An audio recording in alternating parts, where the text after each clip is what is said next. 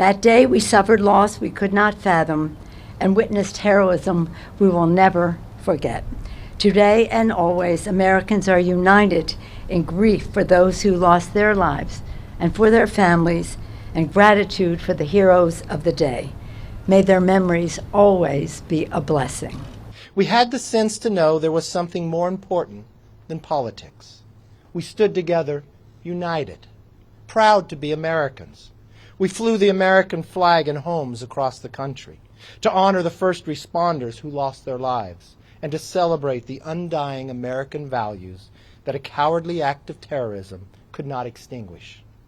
When routine flights became deadly weapons, ordinary passengers used their final moments to save more innocent lives, and quite likely, this Capitol.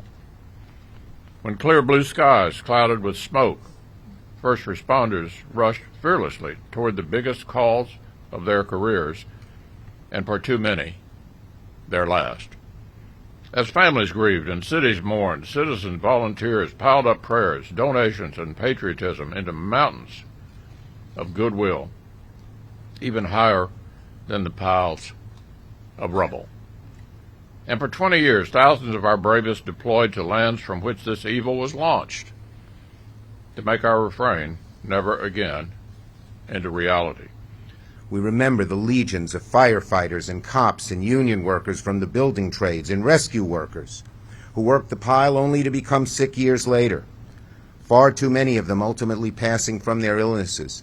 More have died of those illnesses, unfortunately, than those who died at the towers. To the first responders who survived, we hold a special obligation to care for their health and the health of their loved ones. And finally, we remember and honor all of our military members injured and killed in the service of their country.